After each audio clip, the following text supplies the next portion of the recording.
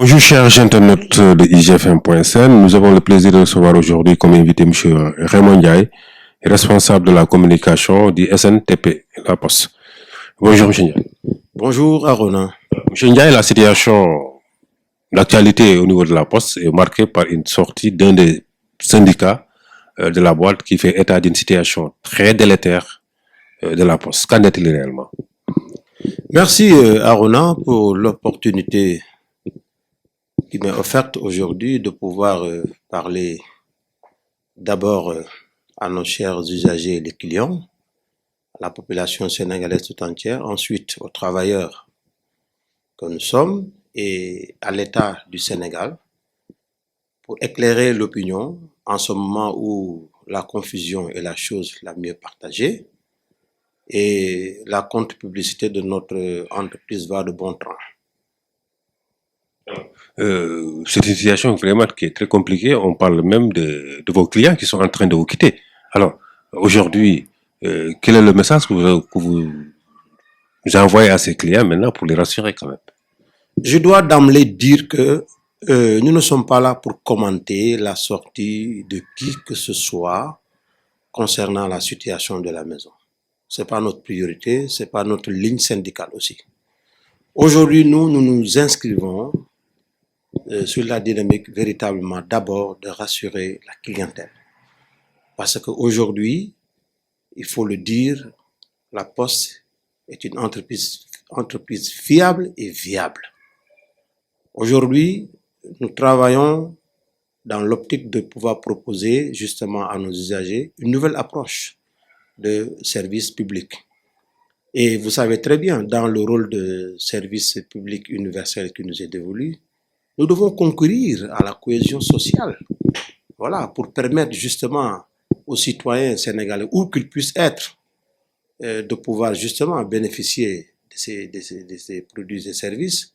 Voilà, dans l'optique vraiment de pouvoir régler les besoins qui s'imposent actuellement dans le marché et les préoccupations justement de ces 10 usagers. Alors aujourd'hui, je lance vraiment un appel à cette clientèle pour leur dire que soyez sereins. C'est vrai que nous traversons une situation très difficile, mais cette situation est juste une étape de la vie de notre entreprise parce que nous sommes en profonde mutation. Donc, nous avons besoin, en tout cas, d'aller dans le sens d'une nouvelle démarche qui permettra véritablement de pouvoir prendre en charge toutes leurs préoccupations. Alors là, on leur demande vraiment d'être serein et de savoir que voilà, la Poste est un démembrement de l'État et que aujourd'hui, tout ce qui devra être fait pour des lendemains meilleurs et pour le développement de la Poste se fera parce que cela ne participera que vraiment à aider justement cette population à satisfaire leurs besoins de l'heure par rapport justement à ce service public. Donc vraiment, nous demandons à la clientèle de continuer à faire confiance à la Poste parce que c'est une entreprise qui est là essentiellement pour eux et sa raison d'être c'est vraiment satisfaire voilà, les besoins des populations. Voilà, parce que ce service public qui nous est dévolu, voilà, dit aisément, justement, nous devons être présents dans tout le territoire et c'est le cas. Donc, même si nous sommes dans des zones qui ne sont pas rentables, nous sommes obligés d'y être. Donc, nous demandons vraiment aux clients d'être sereins et de savoir que la Poste est une entreprise vraiment fiable et viable et sur laquelle ils peuvent vraiment compter pour des lendemains. Alors, vous demandez à la clientèle d'être sereine, parce que la Poste, vous dites vous, est une entreprise fiable et viable. Alors, que dites-vous aux travailleurs qui sont stressés par une tension de trésorerie avec des fins du mois dont on dit commence à être difficile? À l'endroit des travailleurs, je dirais tout simplement que nous sommes dans une marche. Notre entreprise est dans une marche. Donc, nous sommes dans une étape cruciale de notre entreprise où le maître mot doit être de se lever, tout le monde debout comme un seul homme, pour pouvoir relever les défis de l'heure.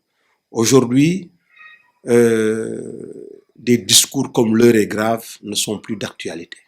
D'autant plus que cette situation précaire ne date pas d'aujourd'hui.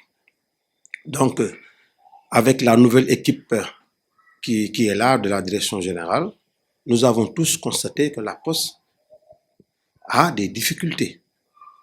Alors, et c'est ce qui avait motivé un état des lieux, justement, de l'entreprise, avec le concours de toutes les parties prenantes de l'entreprise, ce qui a abouti à l'élaboration d'un plan stratégique de développement dont les 4 axes, les points les plus saillants sont d'abord le développement de l'offre de services, ensuite le développement de la stratégie commerciale et des partenariats, ensuite la gestion du patrimoine et la modernisation des infrastructures, et enfin le pilotage et la gestion administrative.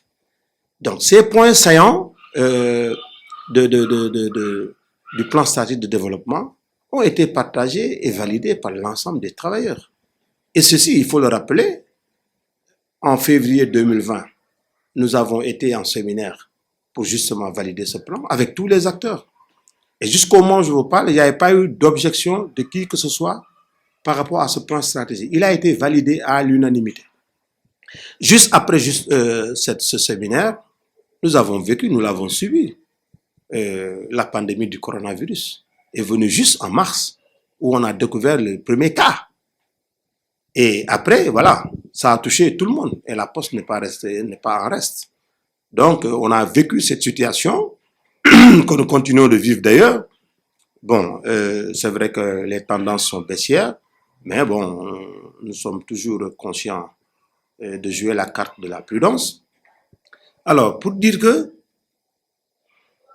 tout ce cheminement qui a été fait maintenant, actuellement, l'heure est à mobiliser, en tout cas, les ressources humaines pour pouvoir sortir de l'ornière. Donc, il faut aller dans le sens justement de matérialiser ce qui a été fait au sein de ce plan stratégique. Et là, tout le monde doit convenir que on aura beau avoir des projets structurants, mais si on n'a pas les moyens pour les réaliser, c'est le statu quo. Et malheureusement, c'est la situation que nous sommes en train de vivre au sein de l'entreprise. Les moyens, qui vous donnent c'est l'État ou... Voilà, justement. Aujourd'hui, il ne faut pas qu'on se trompe de cible. Nous devons aller dans le sens de faire la part des choses. Et, justement, on ne cessera jamais de le dire. Actuellement, nous devons jouer la carte de l'intelligence des situations. C'est fondamental.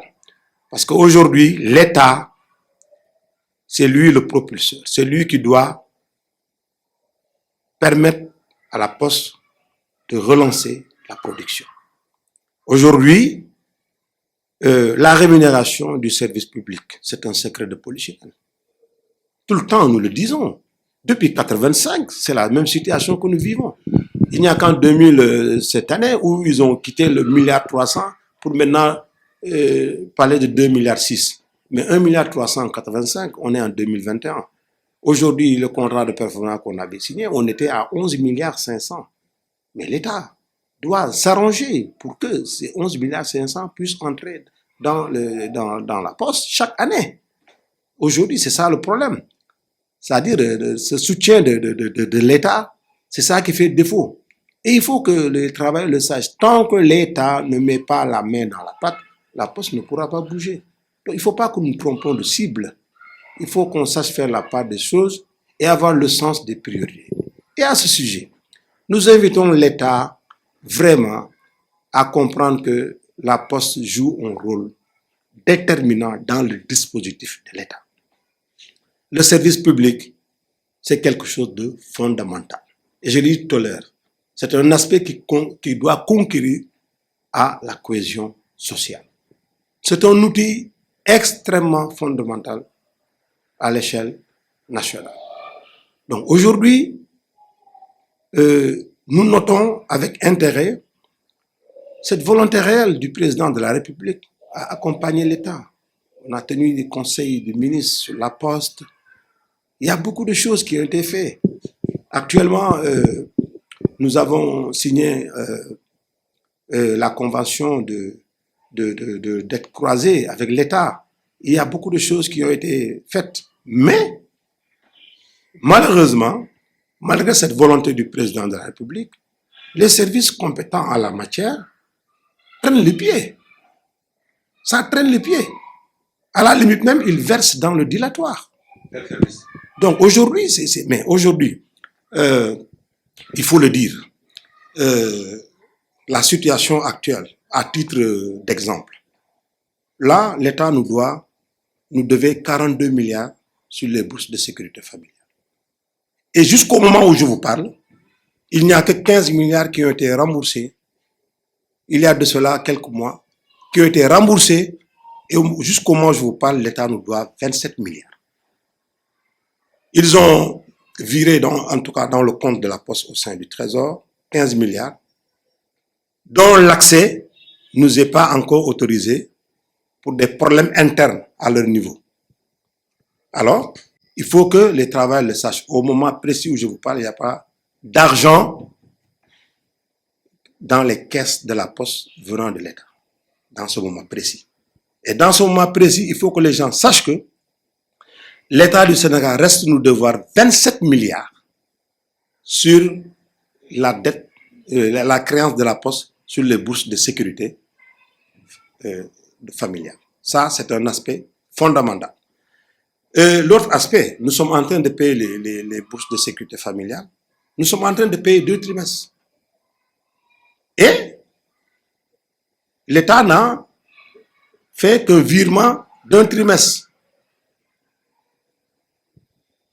Alors, ça aussi, c'est des choses que la population doit savoir.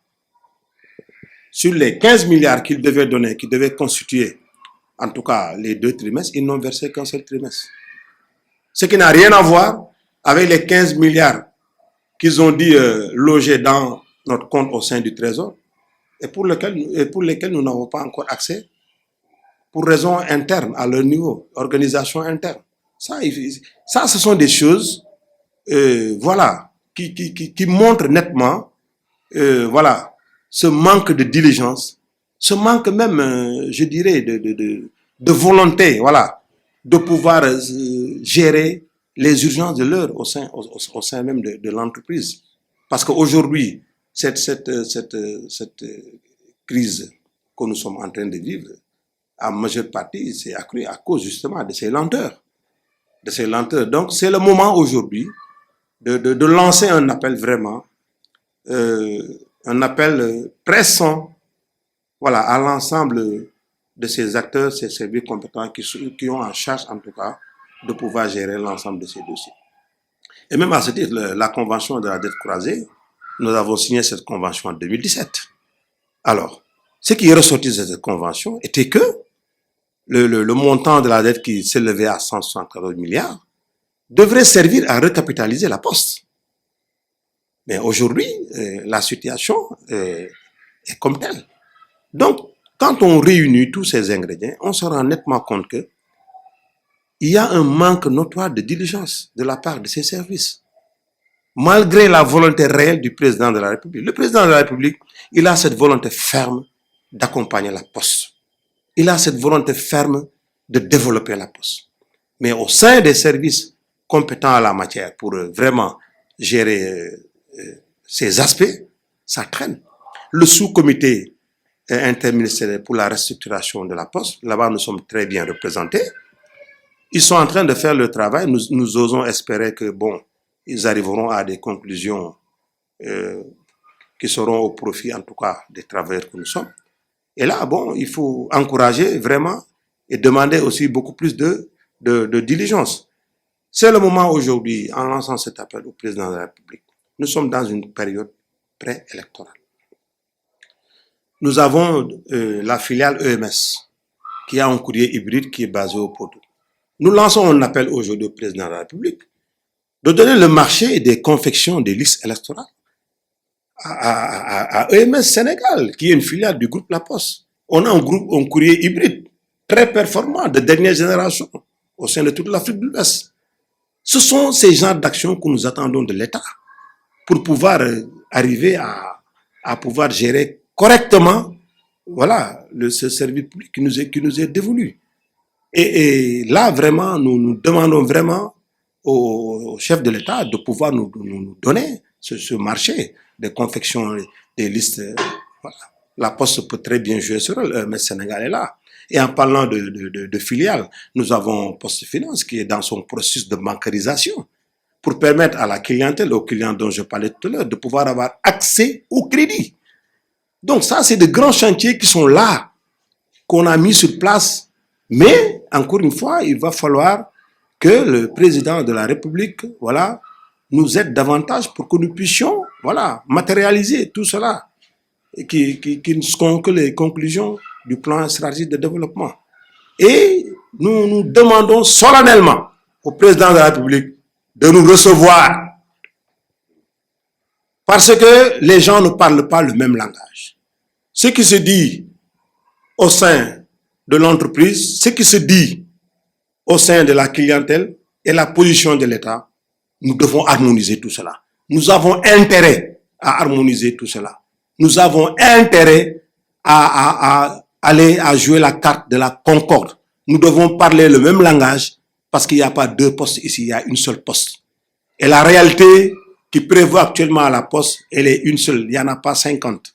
Donc aujourd'hui, il est nécessaire que le président de la République fasse en tout cas cette rencontre, fasse ce point pour permettre véritablement de sortir de la désinformation.